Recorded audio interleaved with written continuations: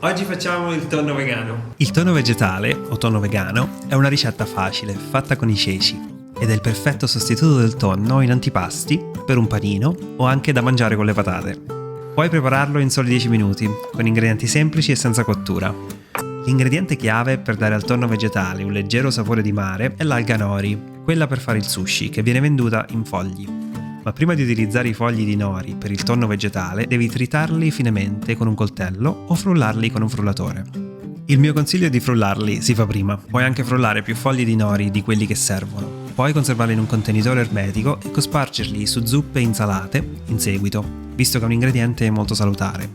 Per frullare l'alga nori basta mettere un foglio o due in un frullatore e frullare ad alta velocità per qualche secondo, fino a quando i fogli non diventano fiocchi. Trasferisci in un contenitore e metti da parte. Poi passiamo al tonno, tra virgolette ovviamente, che facciamo con i ceci. Sciacqua i ceci scatola, scolali bene e mettili in un contenitore grande, piatto e non troppo alto. Ti consiglio di usare una pirofila qui. In totale avrai bisogno di 2 lattine di ceci. Con una forchetta che sia robusta o con uno schiacciapatate, inizia a schiacciare i ceci fino ad ottenere un purè grossolano, che è abbastanza simile alla consistenza del tonno in scatola. Ti ci vorranno un paio di minuti per schiacciare tutti i ceci e assicurati che non ci siano ceci interi in questo mix. È molto più facile schiacciare i ceci in una pirofila piuttosto che in una ciotola. Poi a seconda della marca, alcuni ceci in scatola possono essere un po' più duri di altri. Se pensi che i tuoi ceci in scatola siano troppo duri e fai fatica a schiacciarli, puoi farli bollire in acqua per 10 minuti per ammorbidirli.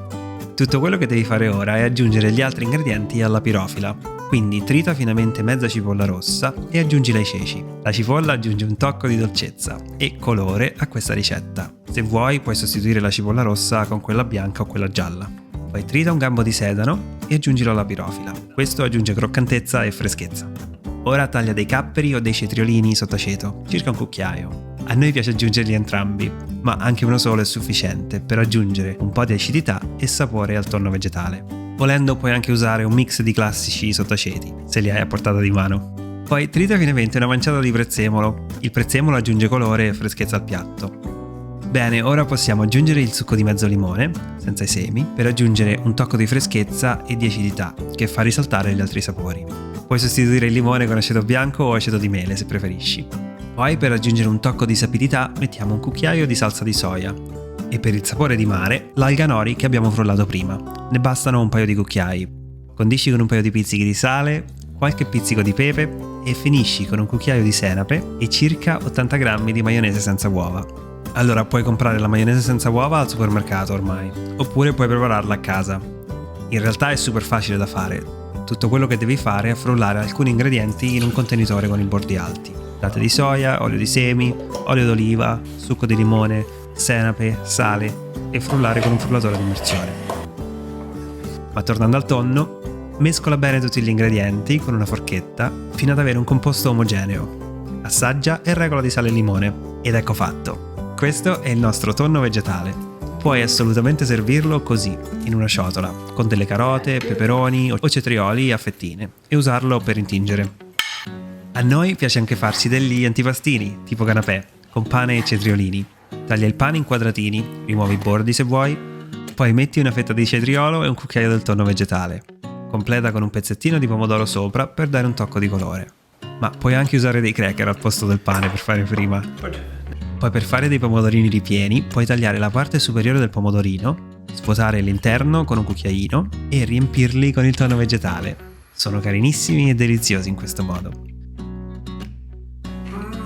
Look at this little tiny thing. The crunch of the cucumber, a little sweet. Ma naturalmente possiamo anche farci un sandwich al tonno.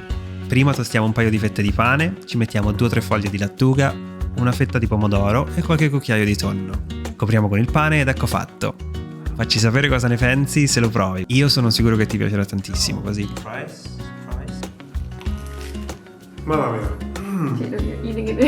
Dovete provare. E se vogliamo mangiare questo tonno veg a cena, possiamo servirlo con delle patate dolci. È la fine del mondo così. Per risparmiare tempo tagliamo la patata dolce a metà, nel senso della lunghezza. Poi la cuociamo nel microonde per 7 minuti. Una volta che la patata è morbida, la copriamo con qualche cucchiaiata del nostro tonno di ceci, prezzemolo fresco tritato, un pizzico di pepe nero e una spruzzata di limone. Servilo così per un pranzo o per una cena veloce. È gustoso, sano, nutriente e appagante. Wow. And just the colors, you can Yeah. see it's Se ti avanza, puoi conservarlo in frigo per un paio di giorni. Meglio se in un contenitore chiuso. Bene, io spero che questo video ti sia stato utile. Ci vediamo presto con una nuova ricetta.